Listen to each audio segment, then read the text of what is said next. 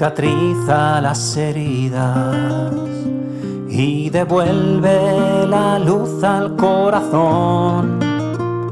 Solo en quien ama y confía se refleja el rostro de Dios. Solo en quien ama y confía se refleja el rostro de Dios. Solo el amor cicatriza las heridas y devuelve la luz al corazón. Solo en quien ama y confía se refleja el rostro de Dios. Bueno, pues estamos ya en Semana Santa y el Jueves Santo tradicionalmente es el día de Cáritas. Este año pues yo quería celebrar también este Jueves Santo también con una entrevista a alguien que le aprecio un montón, me conozco también. La última entrevista que tuvimos estábamos los dos con tapabocas. Sí, exactamente, casi no me ha costado reconocerte. Bueno, te conozco porque te veo por ahí, pero efectivamente... Pero estábamos los dos con tapabocas porque fue después de la pandemia. Sí. No era en el momento culmen, pero sí, 2021... Por ahí fue. En una de estas diferentes olas que hubo de la pandemia, que venían y iban, y teníamos que a veces ponernos, yo creo que...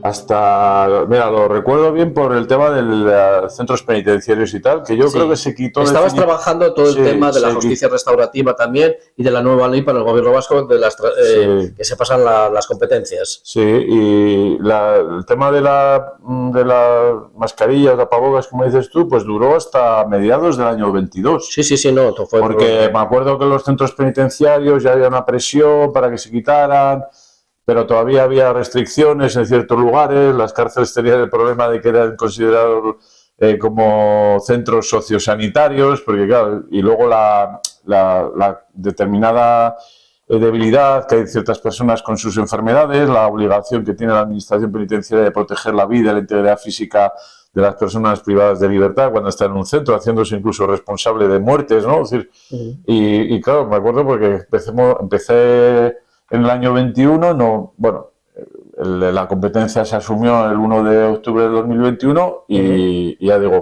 no sé qué ola, la tercera, la quinta, no sé cuántas olas hubo, pero efectivamente. Y hiciste la entrevista pues por aquella época, más o menos habíamos recibido la competencia y querías ver un poco cómo era esto de la competencia y cómo se iba a desarrollar y luego hemos estado en contacto efectivamente con una cosa y con otra, pero...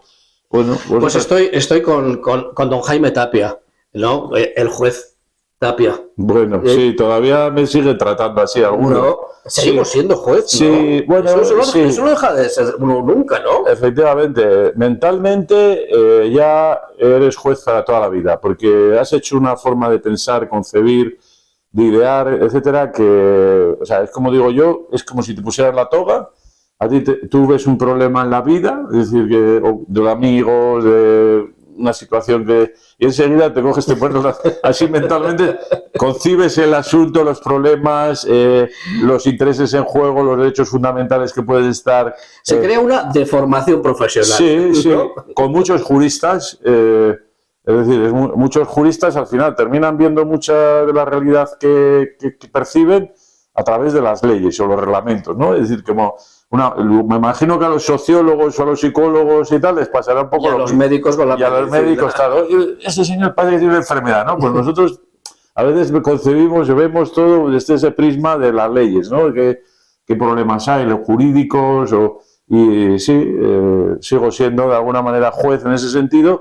Y luego es verdad que me sigo vinculado un poco a ese mundo. El mundo de la judicatura. Te comentaba antes las redes sociales, sigue invitándome a cursos o a actividades que tienen que ver con el mundo judicial.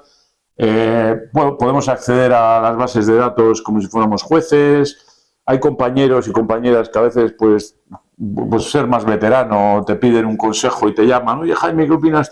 Entonces, es verdad que, aunque, claro, ya no estás en el día a día, en servicio activo, pues te sigues concibiendo un poco como un juez que, bueno, y así te valoran algunos. Hoy mismo, esta mañana, pues yo no me refiero a veces como tal, me da un poco hasta vergüenza, pero no, este es el señor juez Tapia, ¿no?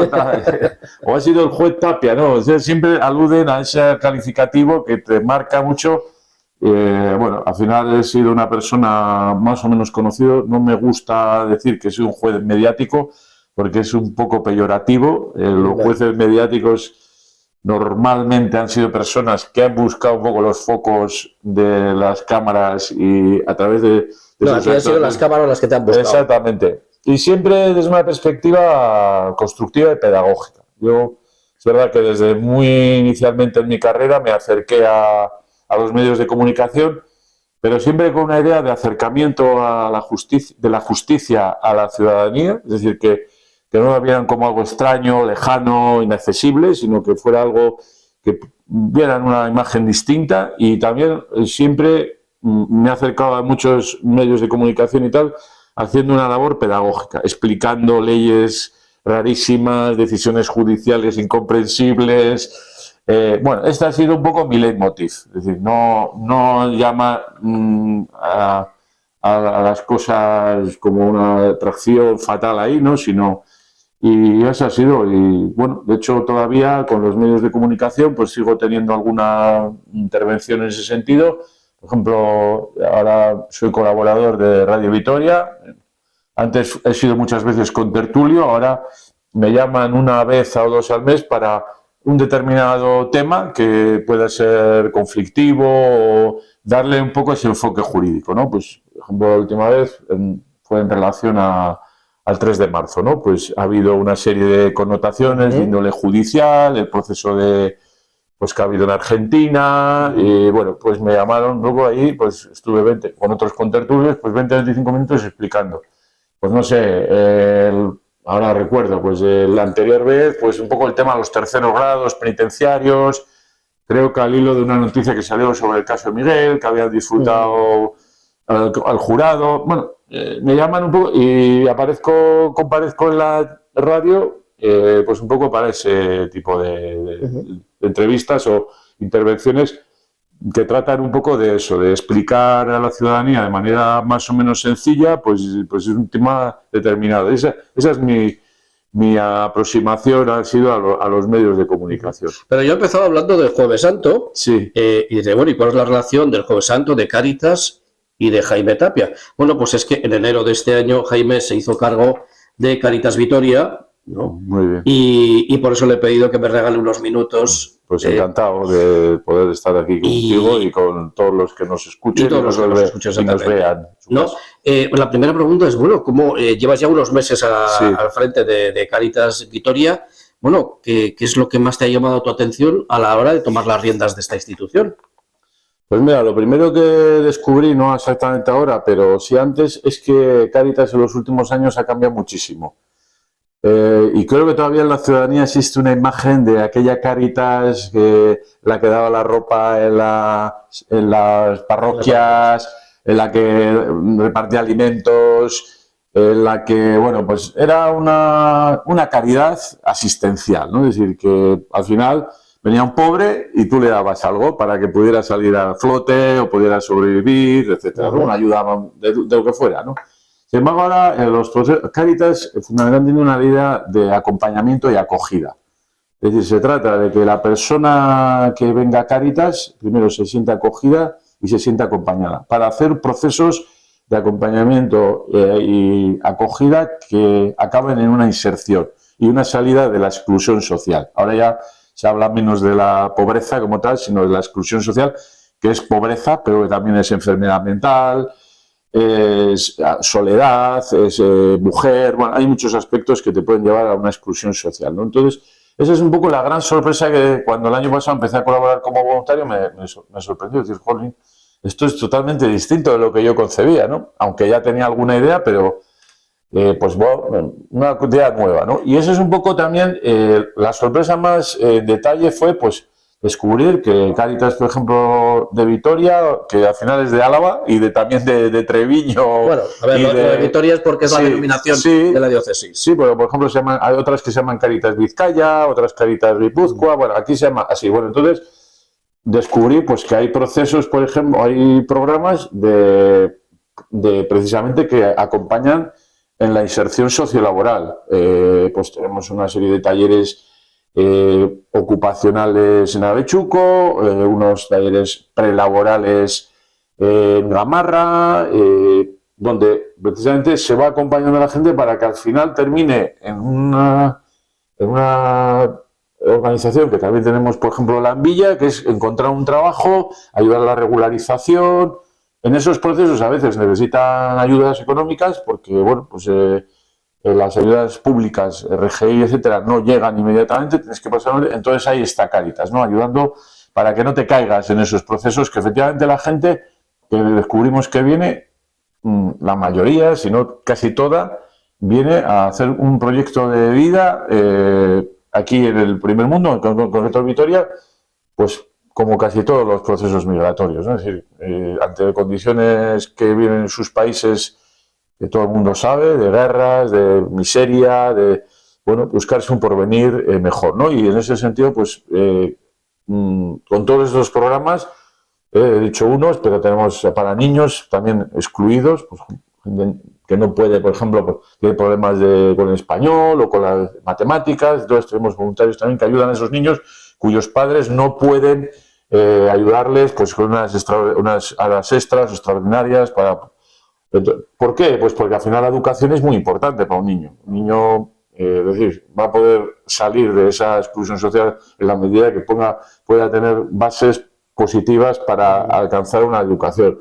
Mujeres también, programa de mujeres, al final es empoderar, acompañar a esas mujeres para que tengan una autonomía, sean basadas en la igualdad, en el respeto a los derechos humanos. Una serie de programas que ya no es, oye, ven aquí, te doy un cheque o te doy un bono y compra ropa y tal. No, o sea, es ayudar a las personas a que salgan de la exclusión social, que se inserten laboralmente, que es lo más importante, significa la autonomía, la independencia, y eso lo he descubierto pues casi, no ahora en el 1 de enero, que ya yo ya venía un poco... Pero al acercarte a Cáritas. Sí, pero al acercarme a Cáritas, y es una aventura apasionante, se puede decir, o sea, porque... Hemos dicho, todo el mundo lo sabe ahora, que eres juez, ¿no? ¿Qué es lo que tu condición de juez puede venir a aportar ahora que estás al frente de Cáritas? Bueno, yo creo que puede aportar un poco esa visión jurídica de las cosas, del mundo. A ver, aquí en esto que te he comentado brevemente, lo que prima es el trabajo social, pues la sociología también. Pues el informe FOESA recientemente publicado, pues viene un poco desde esos ámbitos. La mayoría de las personas que trabajan en Cáritas, o muchas, son trabajadores sociales, educadores sociales, tienen ese componente, ¿no? Entonces yo aporto un poco las leyes, lo jurista, ¿no? Y luego también creo que en este caso yo soy un juez un poco peculiar, ¿no? En el sentido de que he estado metido como digo yo, en muchas salsas, es decir, he sido una persona preocupada no solamente de las leyes, sino de la realidad social que la circunda. Y bueno, he tenido experiencias que tienen que ver también con la exclusión social, ¿no? Yo fundamentalmente... así resumiendo, es decir, 10 años como juez de menores. El juez de menores es una persona que, aparte de aplicar la ley penal a los niños, niñas hasta 18 años, también tiene mucha interrelación con los actores sociales, diputaciones, ayuntamientos, colegios, etcétera. Conoces la realidad, cuáles son los problemas que pueden llevar a un niño o niña a cometer un delito, y esta experiencia es importante, ¿no? Es decir, primer contacto, los niños y niñas, los problemas que tienen las familias, mucho contacto con las familias, porque ellas también se tienen que implicar en sus procesos educativos. Luego en la etapa, digamos, de la justicia a adultos, que, bueno, también es una época en la que yo, pues he estado implicado en muchas cosas, entre ellos, pues también mucha época como portavoz de esta asociación, Jueces y Jueces por la Democracia. Estuve 10 años casi dedicado, entre otras facetas, también a dar a conocer un poco la justicia desde nuestra perspectiva judicial. Fui portavoz de jueces y jueces en el País Vasco, fui incluso portavoz nacional de jueces y juezas para la democracia del Estado.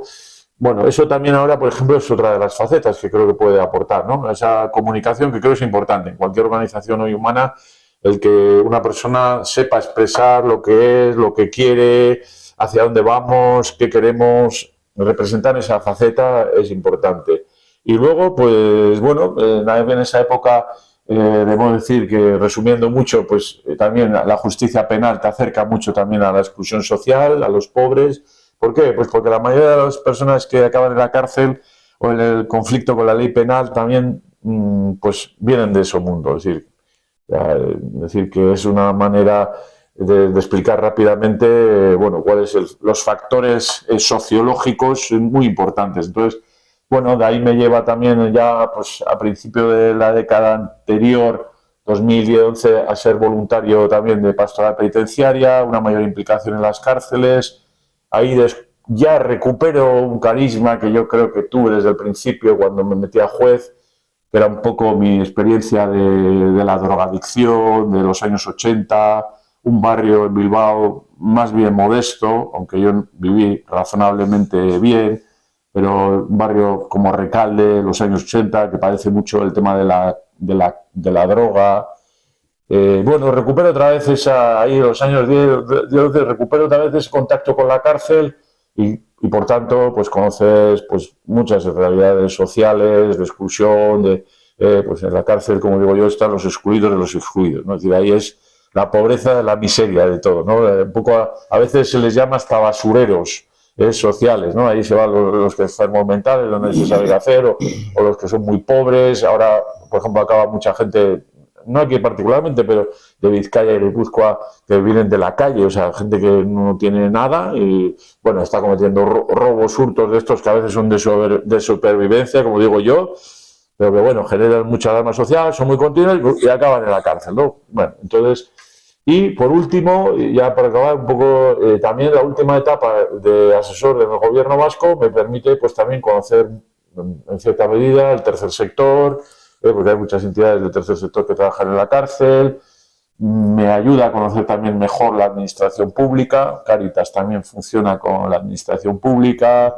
Bueno, digamos, es un conjunto de experiencias, conocimientos jurídicos, vivenciales, profesionales, que yo por eso tomé la decisión. Es decir, yo no soy una persona que cuando me jubilé necesitaba ningún tipo ya de reconocimiento de ningún tipo. Y tampoco sabía muy bien cuando me jubilé dónde podía acabar, en un sentido o en otro, y cuando me ofrecieron, luego creo que hablaremos de esto, pues participar, lo primero que pensé es, digo, bueno, y yo puedo aportar algo, tendría que conocer mejor la organización, porque yo no soy de estas personas que dicen, bueno, oye, mira, esto, joder, director de Cáritas te puede dar un prestigio, tal, que algunos lo valoran. Yo, sinceramente, no. Me parece una cosa, no sé, que yo no lo tengo en cuenta como tal, y sin embargo parece que la gente, cuando dices que eres director de Cáritas, parece que es un cargazo ahí, de aquí te espero. Pero ¿saben por qué? ¿Por qué dice esto este hombre? Porque, a ver, yo lo poco que te conozco, ¿no? Tú esto no lo vives como una labor, como un trabajo, esto tú lo vives como una vocación, como una llamada, y no me refiero a la llamada del obispo, ¿eh? Sí, me refiero a otra llamada. Tú eres un hombre de fe, eres un hombre creyente, y es un hombre que crees que Dios está en medio de esta llamada y de esta labor que estás haciendo aquí. ¿Sí o no? ¿Me equivoco? Pues sí, no, me conoces muy bien, sí. La verdad es que yo siempre, el ser juez también fue una vocación, fue una llamada. Precisamente en esta experiencia que te digo de vivida, ¿no? Muy cercanamente, porque yo era monitor de confirmación, luego posconfirmación, teníamos esta gente. Sentí que desde el derecho podíamos también ayudar a estas personas de la droga, de la exclusión, con medidas más humanas y dentro de los límites de la ley.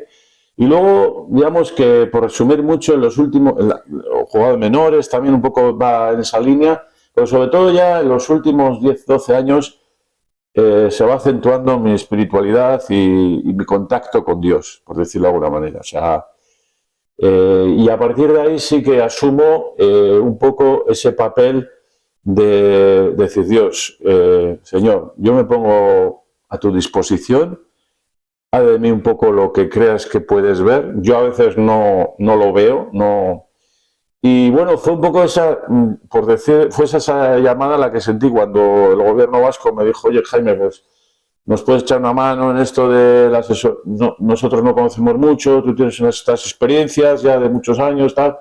Y claro, yo lo primero que pensé, bueno, pues bien, creo que tengo una experiencia, pero lo siguiente y fundamental por lo que opté es por ir a la montaña o al desierto. No sé, aquí se va más a la montaña que al desierto. Sí, somos más de montaña. Y entonces preguntarle al señor si efectivamente esto era una proposición del gobierno vasco, en el caso de la consejera, o era algo que tú querías que yo aceptara, ¿no? Y eso es difícil porque, bueno, se mezclan diferentes intereses, a veces vanidades, incluso, aunque yo ya creo que he ido perdiéndolas, pero bueno, un poco todo, y al final descubrí que efectivamente cogí mi cruz, porque en cierta manera estos cargos son también de coger la cruz. Es decir, pues, cogí la cruz, como ahora te contaré, también creo que un poco estoy cogiendo la cruz en esto, porque podría vivir tranquilamente como jubilado, dedicándome a mis cositas, y me gusta leer, me gusta, bueno, pues estar con la familia, y bueno, pues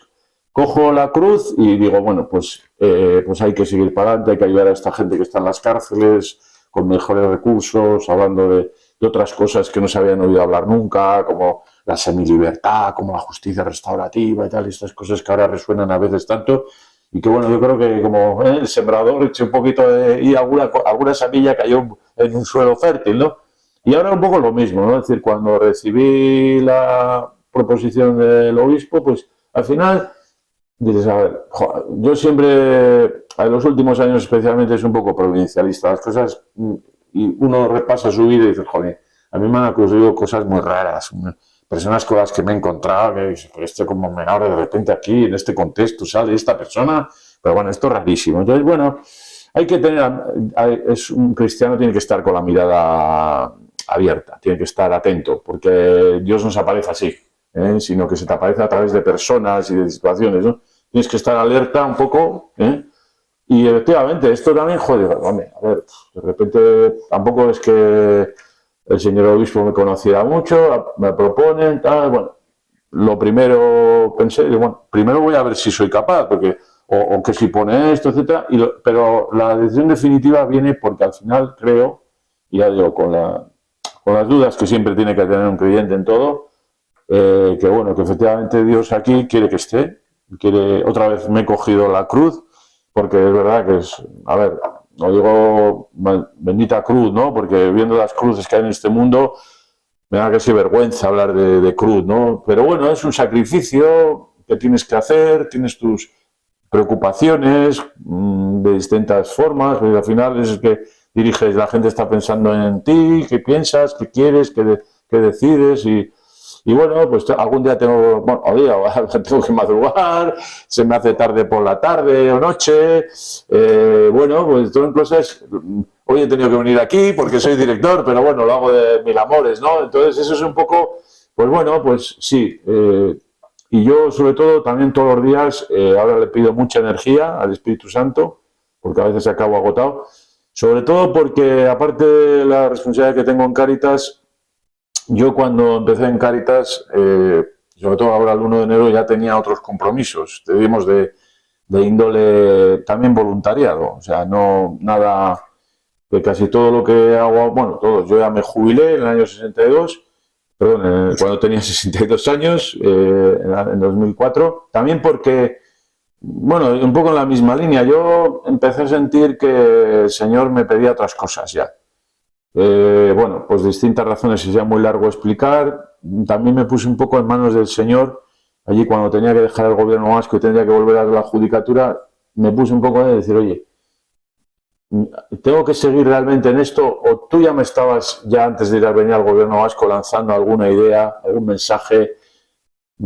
Pues eso, el sufrimiento que a veces tenía condenando a ciertas personas, las penas tan grandes que se ponían a veces ante situaciones que pensabas que realmente no eran tan graves, ¿no? Una mirada, sobre todo también, que se me fue, que todavía, bueno, que es lo también de la espiritualidad, ¿no? Una mirada misericordiosa. Me costaba ya mucho condenar a la gente. O sea, es que Cuando tú a una persona la ves allí y sabes que ha hecho o ha podido hacer, más bien, antes de juzgarle, un delito tan grave, pero tú casi se te mete el señor allí y dices, joder, este hombre...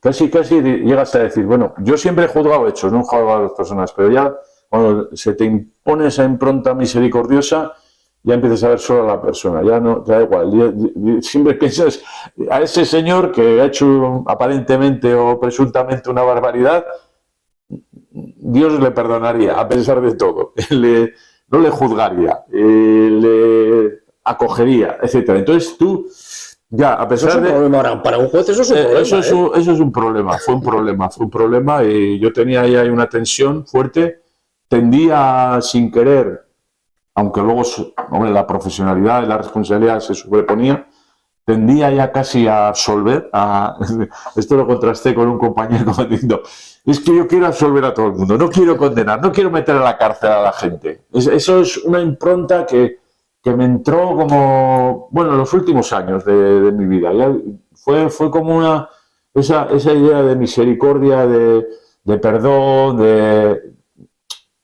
pues fue una cosa y por eso al final dije, mira, hubo una persona que me ayudó mucho, también del mundo creyente, al que le pude compartir esto, que no es fácil compartirlo, decir, pues te jubilas, todo el mundo, pues oye, que bien que te jubilas. No, fue una decisión consciente y en clave creyente, pensando que probablemente, como parece que ha pasado, Dios tenía para mí otros planes.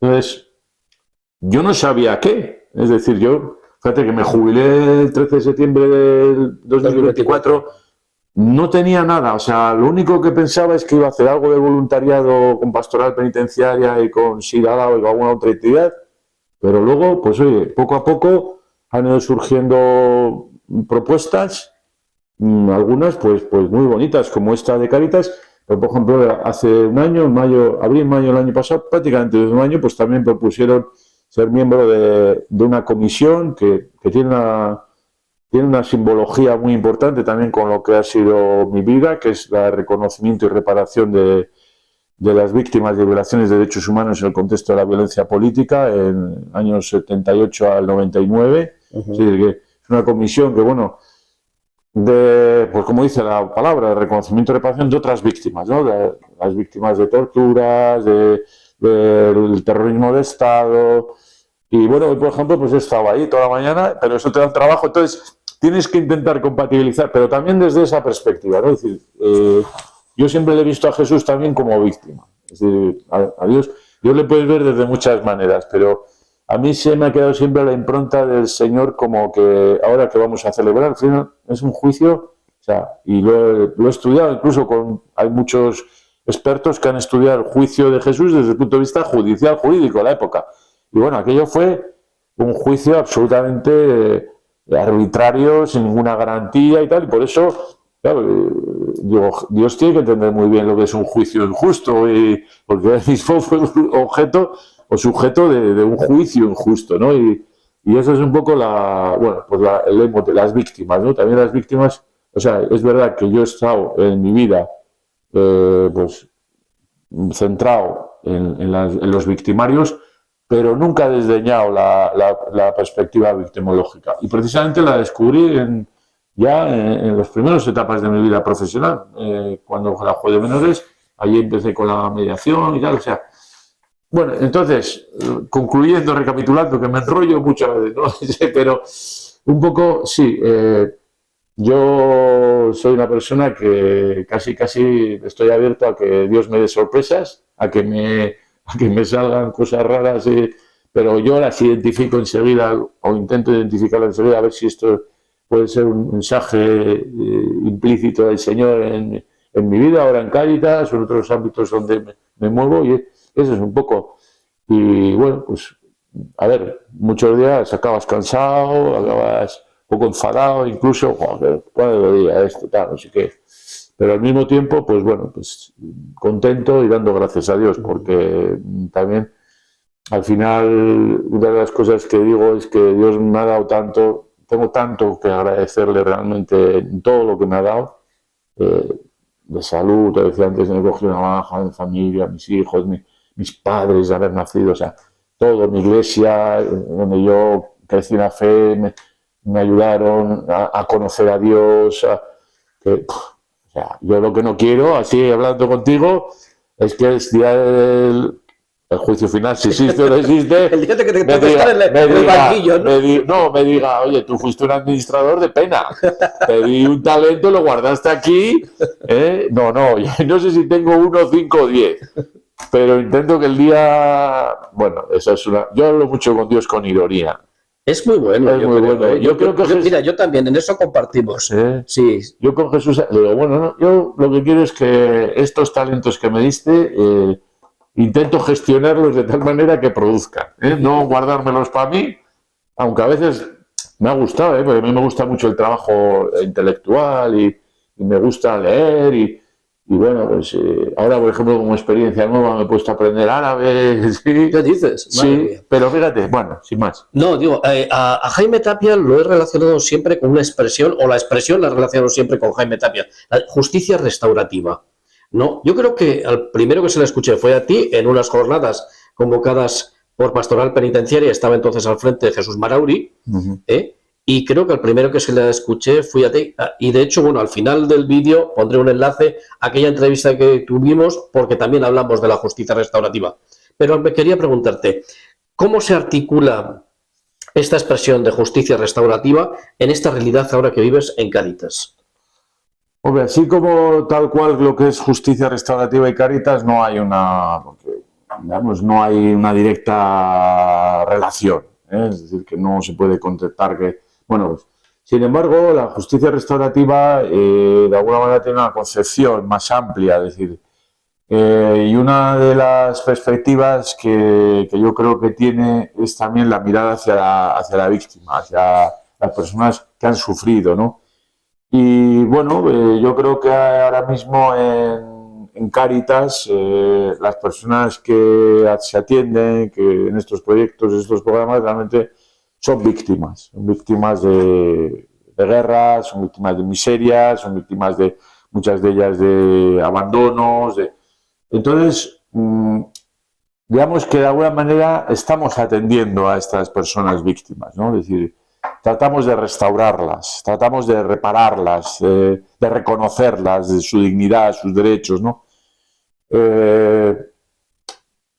Eso por un lado. Luego hay una idea también que yo creo que, bueno, pues mi idea es un poco intentar conectar el mundo penitenciario que conozco más o menos con el mundo de Cáritas, ¿no? Es decir, que también creo que estos programas que he comentado previamente pueden conectarse o pueden relacionarse con el mundo penitenciario, ¿no? Es decir, personas que en cierta manera están en tercer grado o en semilibertad, que puedan ser acogidas y pueden dar una oportunidad también a través de estos proyectos que tenemos, ¿no? Que puedan de alguna manera relacionarse y de alguna manera compensar o recompensar a estas personas que, digo, yo algunas veces en esta mirada que te he dicho antes misericordiosa las veo también como víctimas, ¿no? Es decir, a ver, ellos en mismos tiempos son victimarios, ¿no? Pero es verdad que si tú miras las historias de las personas que están en la cárcel, ayer que estaba precisamente por la mañana hablaba con dos de ellos, casi todos tienen vidas muy tristes, muy abandonos, abusos, malos tratos, un poco, bueno, pues intento, y creo, es uno de los proyectos así que tengo, entre otras cosas, es eso, ¿no? Unirle tal.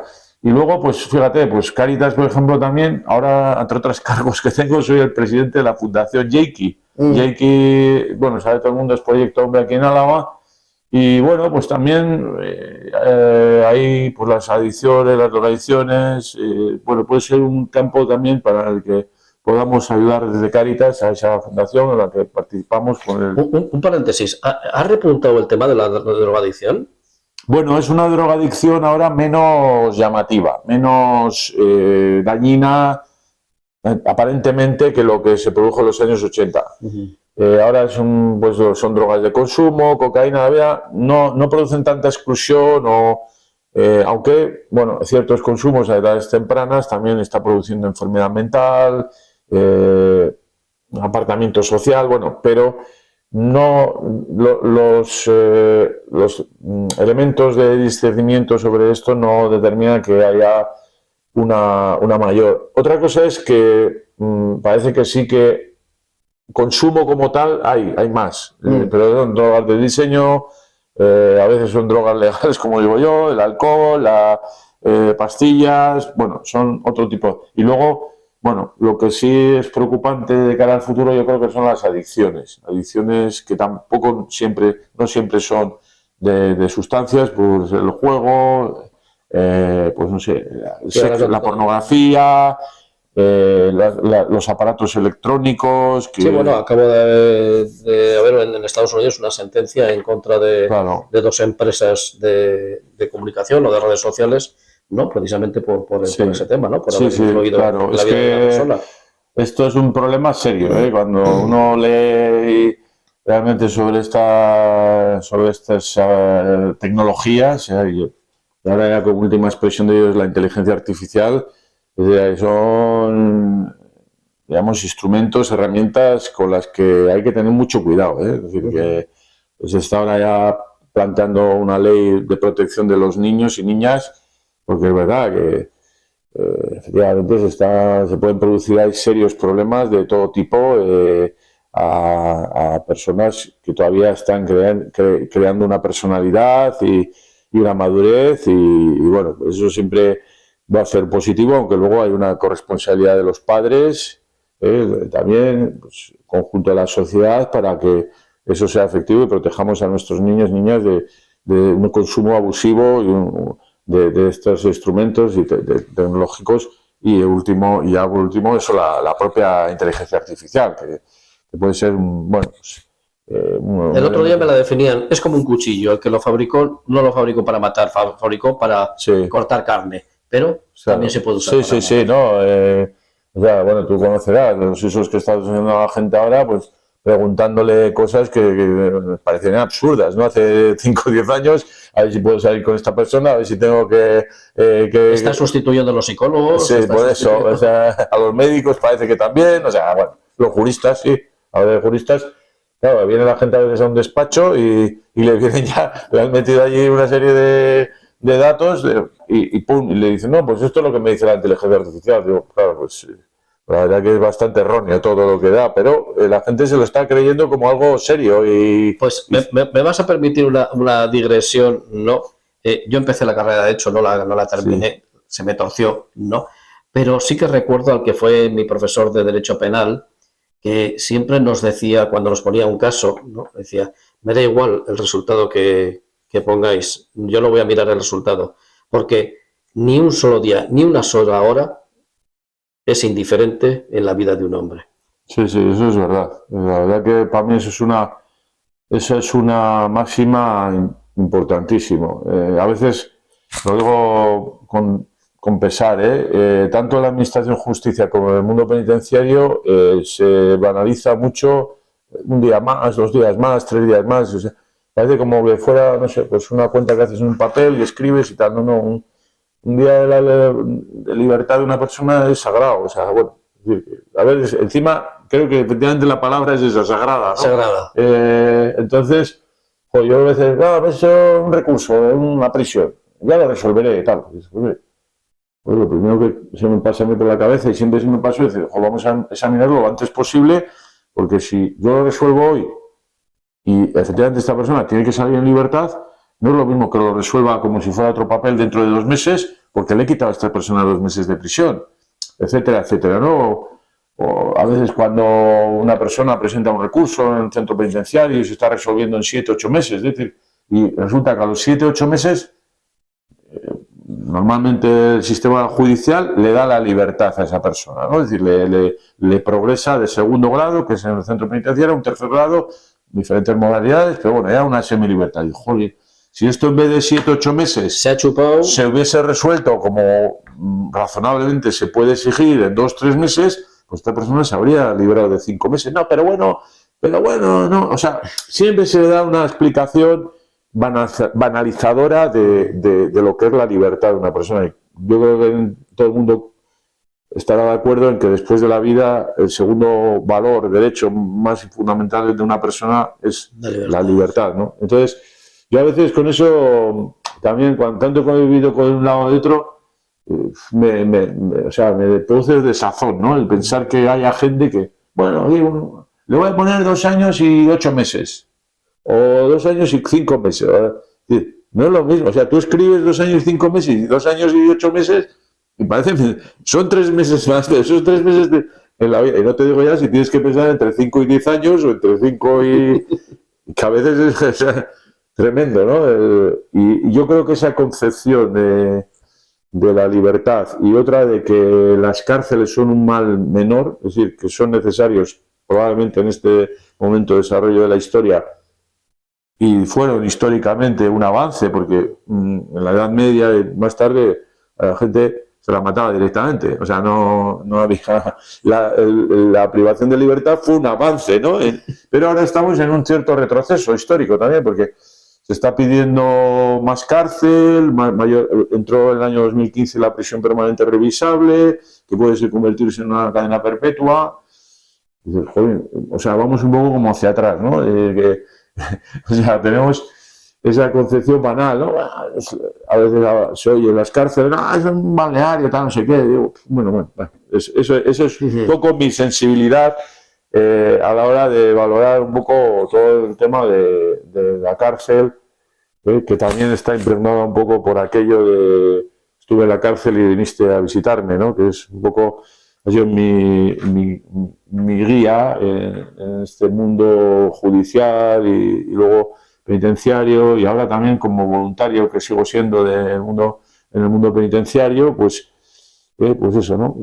Cuando entro a la cárcel siempre hoy vengo a visitarte, le digo, hoy vengo a visitarte, y lo segundo que pienso, digo, joder, cuando veo toda esta peña allí, toda la gente que es, digo, joder, qué Dios más maravilloso que tenemos, ¿no? Es decir, joder, toda esta gente que está ahí, que muchos no tienen nadie que le visita, les haga caso, etcétera, y sin embargo Dios está aquí con ellos. Eso es lo que a veces me conmueve, me emociona el ver esta gente. Digo, joder, qué Dios, ¿no? Digo, toda esta peña y Él les quiere mucho. Y dices, bueno, qué cosa más curiosa. Como todos, ayer por ejemplo teníamos aquí una formación de estas formaciones y me encontré la sala llena de personas. Ahora casi todas las personas que atiende Cáritas son inmigrantes. Y claro, bueno, estas personas que han venido a sus países con todas las dificultades y ya estamos aquí otra vez. Estos son los preferidos de Dios. Los preferidos de Dios. Pues vamos a ir cerrando el círculo de esta entrevista, porque empezamos hablando del Jueves Santo, del Día de Cáritas, y este año tiene un lema que es: mientras hay personas, hay amor que se comparte. ¿Qué te sugiere a ti este lema, Jaime? Mira, yo cuando vi esta pregunta, lo primero que me vino a la mente fue el Jueves Santo hay un signo que también me ha marcado mucho en la vida, que es el lavatorio de los pies. Para mí eso, y mira, el Papa Francisco anterior, también muchos jueves ha ido a las cárceles, ha lavado los pies. Ese signo de Jesús en aquella época, lavando los pies, o sea, aquello es lo más revolucionario que uno puede concebir, porque bueno, ahora pues parece como queda bien, ¿no? Pero en aquella época, que una persona que ya creo que en aquel momento tenía conciencia clara de que era Dios, fuera a lavar los pies a esos pecadores, incluso al que sabía que le iba a traicionar o que probablemente no lo supiera totalmente, pero tenía la intuición, este ya me está haciendo preguntas, ya no sé qué, le veo. Bueno, joder, y que ese signo de humildad, de servilismo, es decir, oye, o sea, porque aquello, lo que lavaban los pies en aquella época eran los siervos, los esclavos, de humildad, de servicio, yo os lavo los pies, de perdón a esa persona que ya veo que me va a traicionar, de amor, es decir, tenéis que hacer como yo, ¿no? Eso es un poco también un signo que en los últimos años me ha impactado mucho, y cuando pensé, digo, bueno, pues mi idea, va a sonar un poco rimbombante, un poco pretencioso, pero es así, yo mi idea es que, bueno, todos los días sean un poco lavar los pies a las personas que atiendo en Cáritas o en la cárcel y eso es un poco, he visto incluso que Cáritas hace 4 años precisamente sacó una referencia precisamente relacionada con el lavatorio de los pies el día de Jueves Santo. Él tiene muchos significados, es la última cena también, oye, que bueno, pues es ahí una despedida, yo pienso. O sea, en Cáritas todos los días son Jueves Santo. En todos los días son Jueves Santo, sí, porque ahí se concentran una serie de actos que son muy reveladores de lo que debe ser la vida de un cristiano y también de Cáritas, y creo que es lo que hay. La verdad que el grupo, quiero hacer también una pequeña alabanza del grupo humano, de personas que me he encontrado, que realmente lo digo con el corazón, no me lo he encontrado, me he encontrado gente muy buena en la Administración de Justicia, gente muy buena en las cárceles, pero realmente como grupo humano con el que trabajo más cercanamente, pues, ha sido no sorpresa, porque ya los conocía un poco, y de hecho también en esa clave decidí de aceptar, porque son gente comprometida, que dan más de lo que realmente supone el ser trabajador, ¿no? Hay un plus ahí que ni tan siquiera el tercer sector, a veces nos identifican un poco con el tercer sector, no, Cáritas es algo más, ahí hay un espíritu, hay un carácter, una forma de comportarse que supone algo diferente en la vida, ¿no? Y eso yo creo que se traduce, pues eso, en que todos los días tiene que ser Jueves Santo, hay que hacer servicio, hay que ser humilde, hay que ayudar a los demás, hay que amar. Bueno, eso tenemos que intentar que eso sea nuestra línea de continuidad, de actuación en todo lo que hacemos. Esa va a ser un poco mi idea. Aportaré lo poco o mucho que la gente piense que dé. Ya te digo, un poco la idea del voluntariado, sobre la base de que también es un cargo de voluntariado, y que también, claro, de cierta forma, sobre todo porque tienes otras responsabilidades, aunque también el hecho de ser voluntario, pues hombre, tiene que tener alguna connotación, ¿no? Porque al final, bueno, no eres un profesional por el que, entre comillas, te pagan X. Bueno, creo que de momento, pues estoy intentando dar lo máximo posible, estoy aterrizando, estoy conociendo, todavía es inicio, pero bueno, un poco mi impronta es la que te he podido expresar de toda esta entrevista. Pues Jaime Tapia, el juez Jaime Tapia, ahora director de Cáritas Vitoria. Gracias, Jaime. Muy bien, muchas gracias. Un placer hablar contigo. Te pescaré en algún otro momento con algún otro tema. Bueno, pues porque es un placer hablar contigo. ¿Qué coño?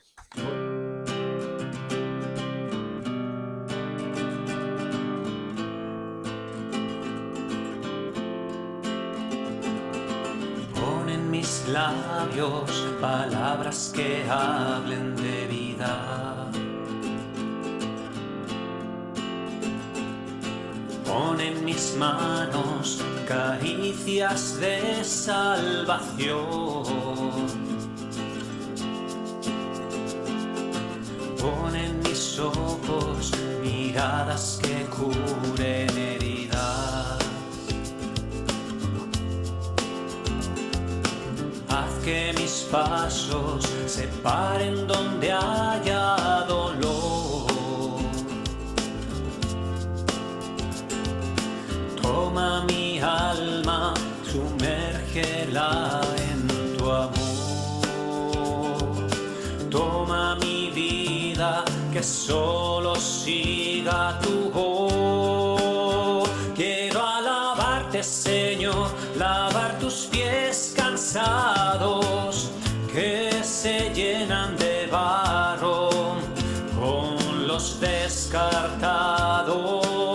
Quiero servirte, Señor, haré lo que me pidas, iré donde tú quieras, donde esté sufriendo el amor. Quiero alabarte, Señor, lavar tus pies cansados, que se llenan de barro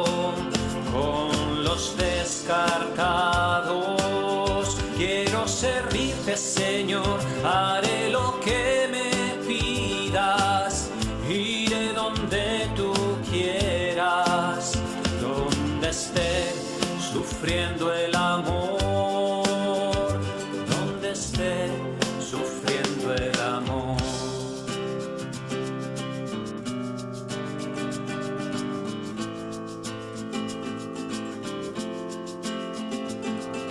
Toma mis labios que hablaron silencios eternos.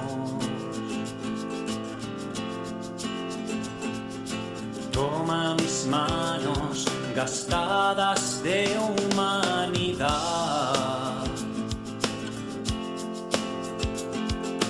Toma mis ojos que han visto la oscuridad.